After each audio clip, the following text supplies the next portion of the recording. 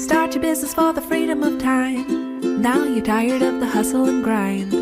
There's gotta be a better way. It's time to listen to Chill and Prosper. Welcome to Chill and Prosper. You're ready to chill and prosper with Denise Duffield-Thomas. Hi everybody, welcome to a fresh episode of Chill and Prosper. Today I'm taking questions, which I love to do, and you can always email in your questions or DM me whenever you have them. But I'm just going to jump straight into today's stuff. So the first one is from Megan Foster, who does client engagement stuff, and her question is, in what ways might I overcome money mindset blocks around pricing models? I have an idea around pricing that's done in other industries, but not that I know of in mine. What would you suggest to help me work through that block? Well, thank you for asking that question, because you already acknowledged that a lot of the time pricing is a money mindset issue. Okay, and let me explain why. Oftentimes when we set our prices, we think that there must be a critic-proof formula that nobody will be upset and it will be fine, right? Or that there must be this formula that everyone else has figured out and we have it to properly price our thing. And the truth is, there is no such critic-proof price. And also, there is no real industry standard in most industries where you can't have outliers.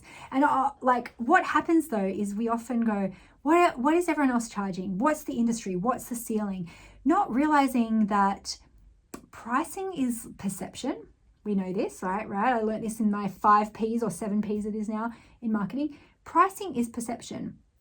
Pricing is marketing. Pricing is perceived value. Pricing is positioning in the market. All of these things impact our pricing from the outside, but what often you don't learn about in university, which I wish they did this module, is how much your inner stuff impacts your pricing.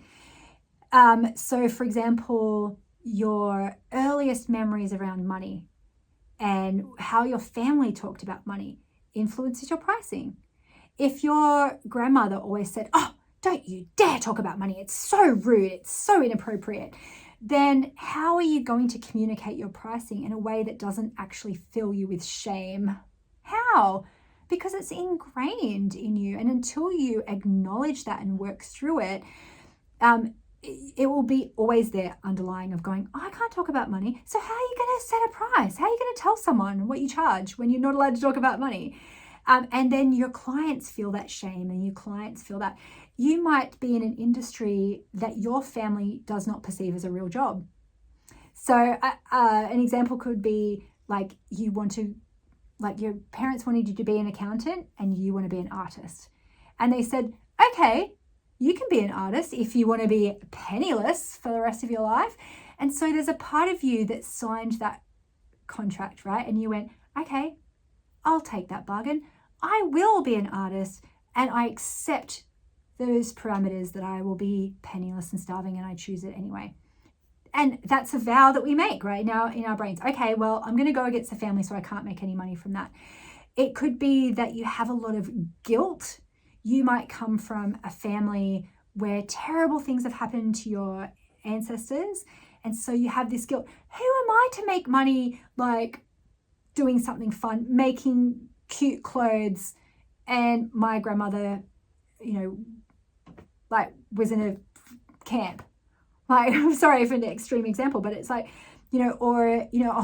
grandparents grew up under communist rule and they never had fresh eggs. Who am I to make money out of painting watercolor flowers, frogs? You know what I mean? There's something there about guilt, about I'm not allowed to make money doing something that is fun and easy for me because other people in my family have suffered. That could be something. You could have something about, I had a career and I really earned a lot of money and I really burnt myself out. So I'm changing my business and doing something I love, but I can't hustle and make money out of it because I'll go into that same pattern and I'll burn myself out. So then you stop yourself doing that. There are so many things that influence that. We want to be part of a community. We want to be liked. So often I'll see people crowdsourcing their pricing, and they'll be like, what do you guys think I should charge for this? And the problem is then you're taking on other people's money mindset. You're taking on something that their dad said about money when they were 5, and they took that on forever. So the hard thing is your price has to feel win-win. And by win-win, you have to feel like you can say it without wanting to die. You feel like it's a fair exchange on both sides. And same with your client. It feels like a fair exchange on both sides.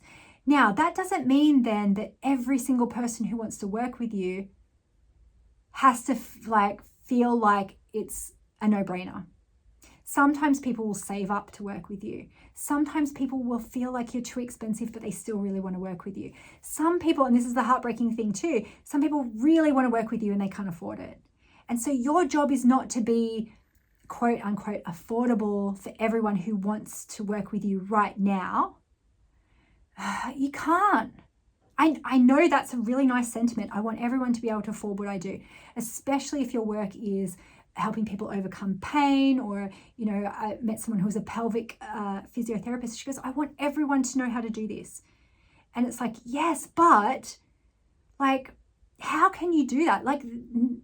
Everyone has a different perception of what's affordable, what they want to value, anything like that. Your job is to feel like it's a fair win-win price.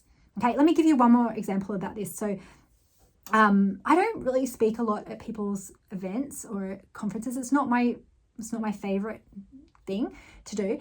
But in the early days, I would only really speak at people's events that I knew, because it was just in my comfort zone. And I would often do it for free, or I would do it for, hardly any money, or just travel expenses.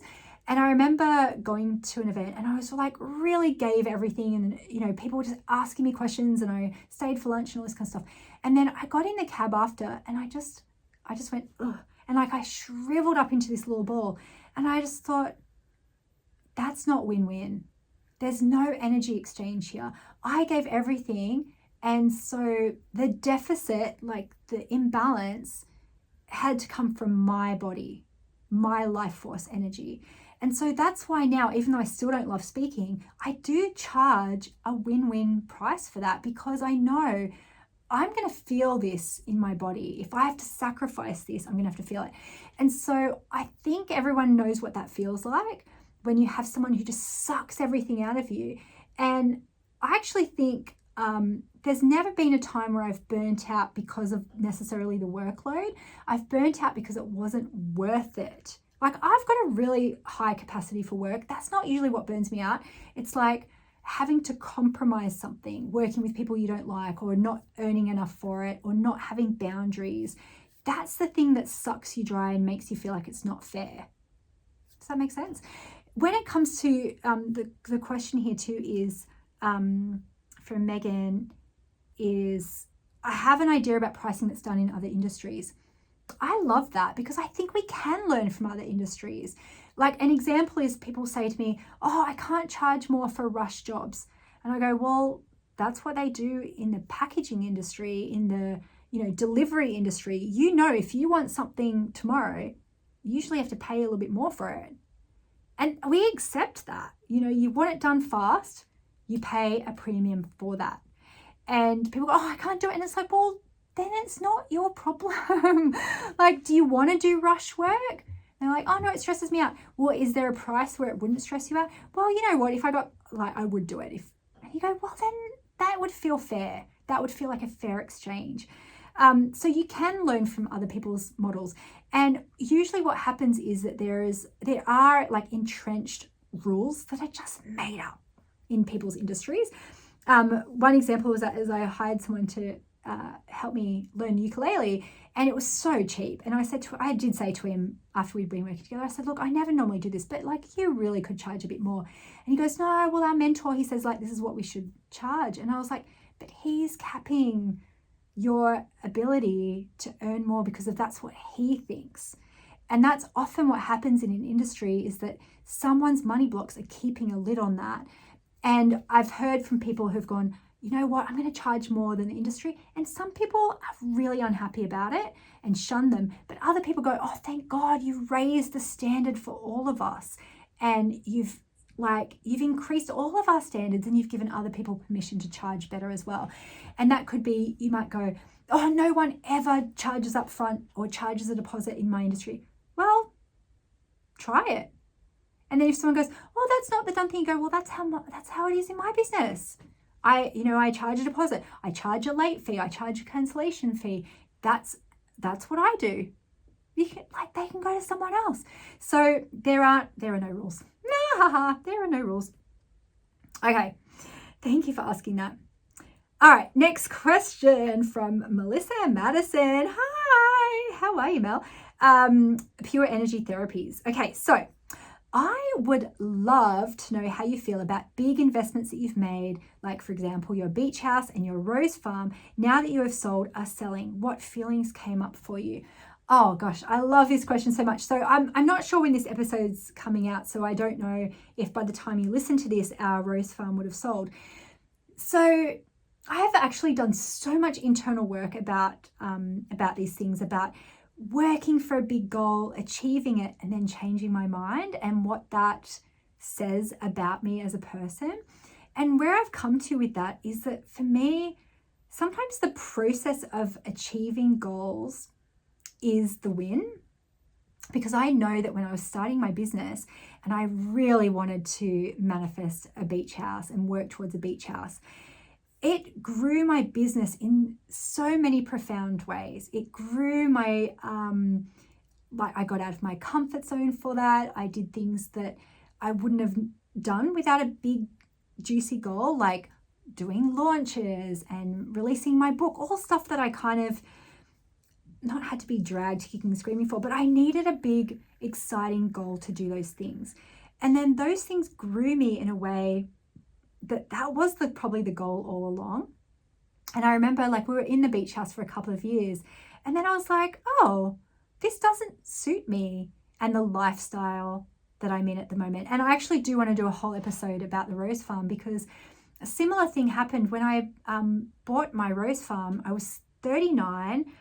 I just had my third baby, and I was in like baby world. So I had a newborn, I had a 2-year-old, I had a 4-year-old, and I wasn't able to travel.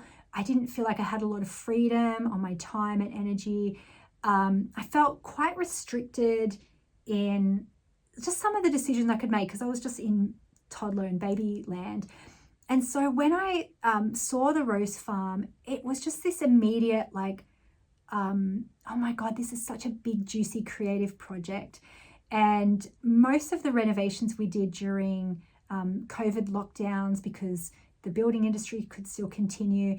And so it was something for me to pour my love and devotion into, and creativity in such a beautiful way. And then so on the other side of that, when all the process is finished and the excitement and newness is worn off, then for me, the work started of like, oh, now I have to fix that fence. Oh, and I started to realize that the pleasure for me, like the work outweighed the pleasure. And so I was like, oh, I'm 45 now. My kids are older. I don't need that big creative project anymore.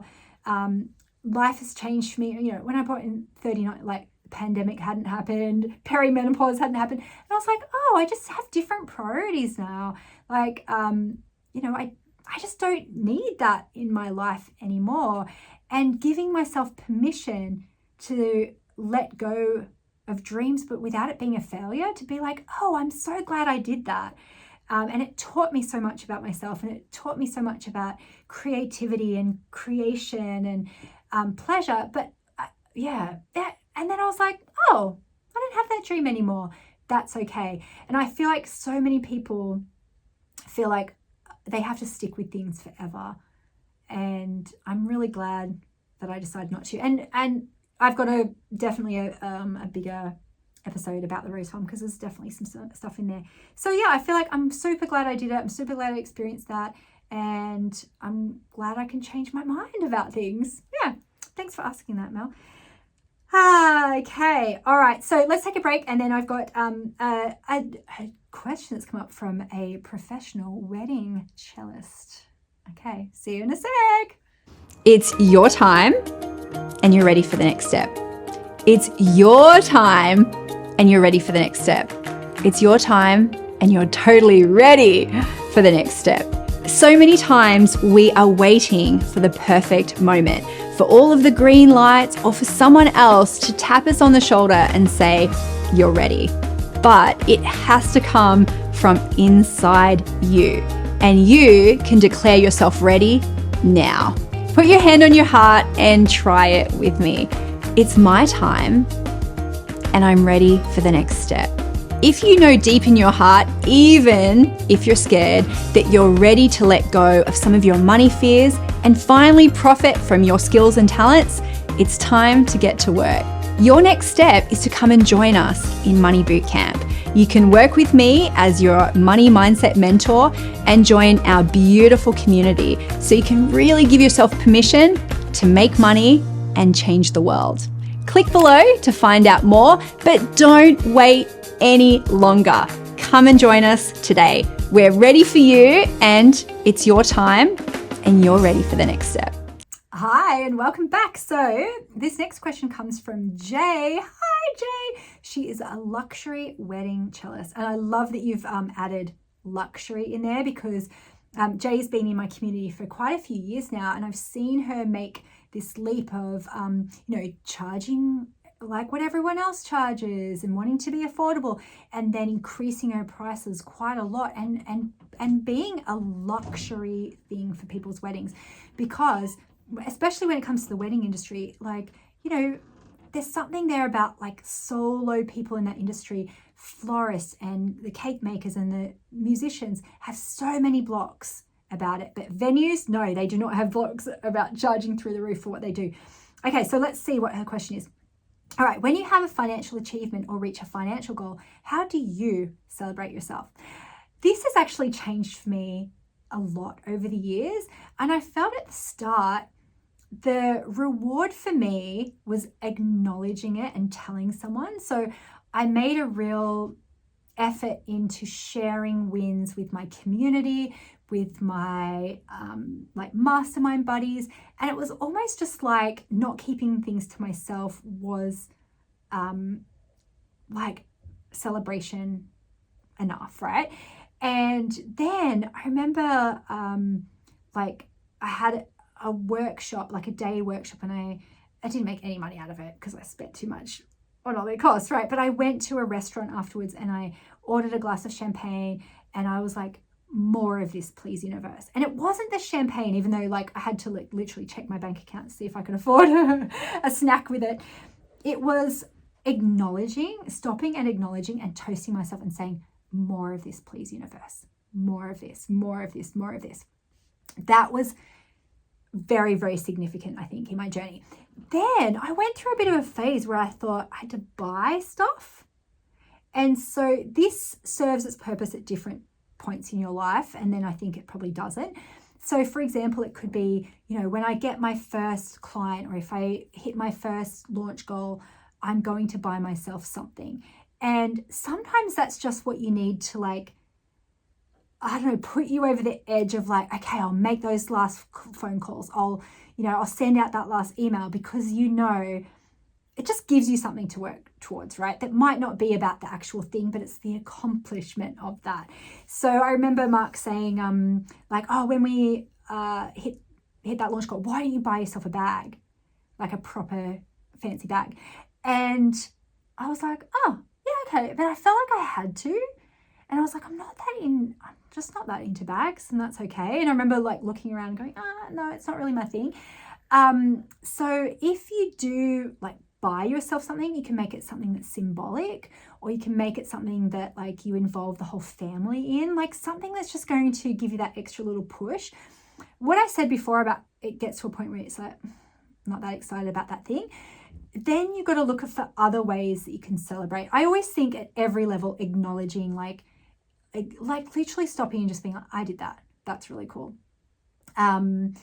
some people do things that are like, permanent, like getting a tattoo or something like that. I remember we bought a car. It wasn't like a sexy car. It was a Kia Carnival when we did a launch with Jeff Walker and we won his affiliate competition. And so we called it the Jeffmobile. And so every time I drive it, I go, oh, it's the Jeffmobile. This is so cute. So sometimes if it's something like that you can always see and experience and acknowledge, and I think that can be really cool as well. I also think that you can build in celebrations regardless. So if you know, Jay, that you're like, okay, I've got X many weddings booked in September and I'm going to like book myself a massage. Like that's a way to stop at the end and go, oh, I really deserve this. I really deserve it. I'm worthy of taking time off afterwards and not feeling guilty about it. So yeah, I'd love to hear like from everyone, what do you do to celebrate? What's some of your most memorable celebrations? What has felt really good? And also too, like, what do you think, like with me in the handbag example where I was like, oh, like, it's not, I felt like that's what I should celebrate, but actually like paying off my credit card might feel better. Or, like upgrading something in my life that's a bit more practical. It's totally, I think that's a really good one. I'd love to hear, Jay, what's on your horizon? What's your big goal and what are you going to do to celebrate it? Sometimes it's good to, have something to work towards for sure. Okay. Starla, who is an author. Hi, Starla. Great to hear from you. Okay, so can you please do how to deal when you've mustered up the kahoonies to market yourself again on social media like TikTok and can barely get 200 views? My optimistic sense of self is wavering. Oh, I know. I get it. I so get it. Okay. So I've been online for, 12, 13 years now. And here's the thing. It is a game of consistency and persistence, and to not really judge yourself harshly by any one particular thing. So when I first started my business, and I went to an Ali Brown conference and she was talking about, online success, and she was like, you just got to show up like all the time. And so I made a commitment I'd show up on social media every day, but I batch it. So I don't have to literally do it live. I pre-schedule it. We do a weekly podcast, which again, I'm in the studio. I'm batching a quarter's worth in advance. And we email twice a week. And it could be something old sometimes, something like a little snippet from a podcast. It could be, hey, here's the podcast. And you've got to look at it. You've got to zoom out a little bit, right? And you can kind of think, sometimes I've created something I thought, oh, people are going to love this. And they don't. It's crickets. And then other times I've just gone, I'm just going to chuck that thing out there. And that's the thing that goes viral. And so you never know what is going to go viral. And anyone who's had decent long-term success in business, social media, marketing, it's showing up again and again and again and again and again. And experimenting sometimes, experimenting with hashtags or joining a little pod group where it's like we follow each other and we comment on each other's things. You can't give up. You can't give up. And you never know what's going to be the thing that people are going to love. I personally have never had one piece of content go super mega viral. Never, ever, ever. And actually, even if I look at my social media numbers, my actual gains each month is pretty low because I lose and gain people each month. So it's new, fresh people who are coming through. But if I looked at my numbers, I'd be depressed because I'd be like, oh God. And I've seen sometimes like, when you look at an insight, I go, oh yeah, that video went really well. And then it will say 1 new follower from this. And I just go, oh. So I actually don't look at those stats very often because I go, it's actually none of my business. As long as I'm creating stuff and I'm showing up and I'm being consistent, the right people will find me.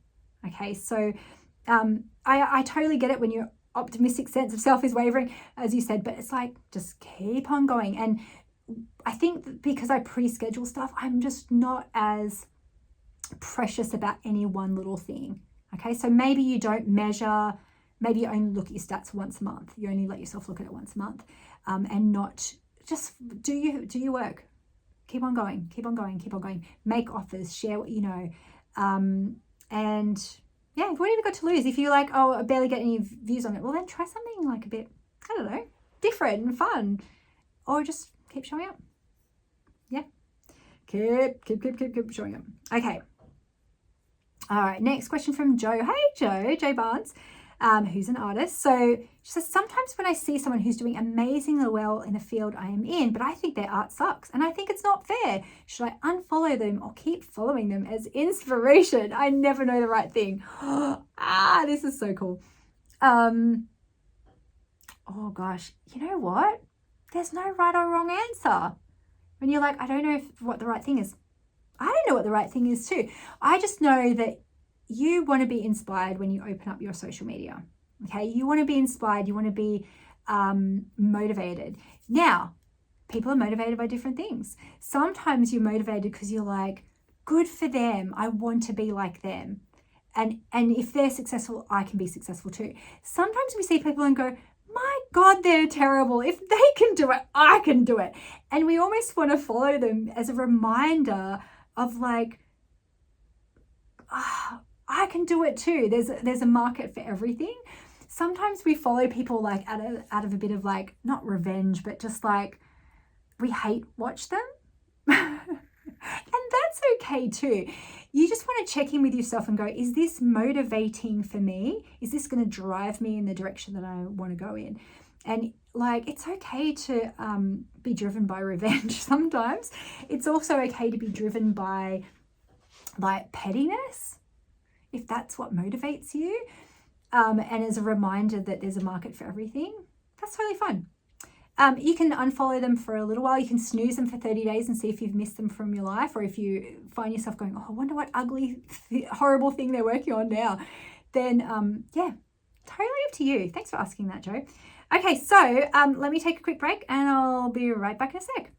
So I have done the Money Boot Camp, and I love this. Oh gosh, there's so many things I could share, but one of the things I loved is the incremental upgrades and the idea that you're like, you start slow with the upgrades and it feels like it's going really slowly, and then all of a sudden it'll just be massive. And I just went, oh, okay, well, all right, let me do it. So the first thing I did was I got sunglasses, which I had a really beautiful pair of sunglasses like 8 years ago. And then one day I sat on them and I was like, that's it. Like, you're never getting any good sunglasses again. You don't deserve it because you just sat on this, you know, and that's it. You're too irresponsible for it. So then I always had these crappy sunglasses, but I love sunglasses.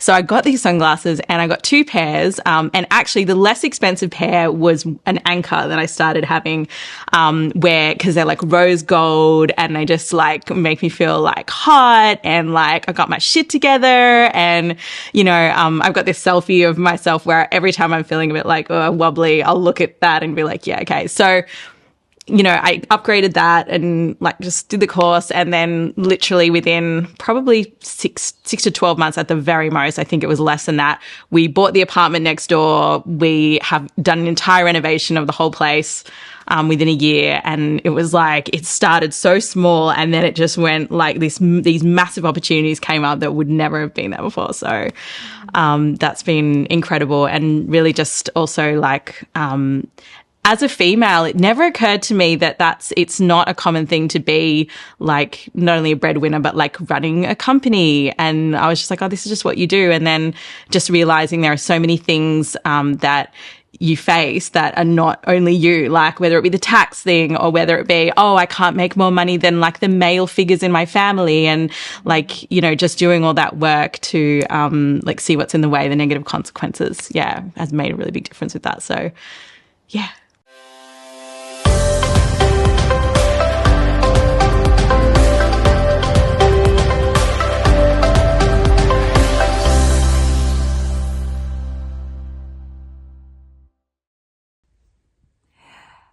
Okay, so final thoughts on some of these questions today.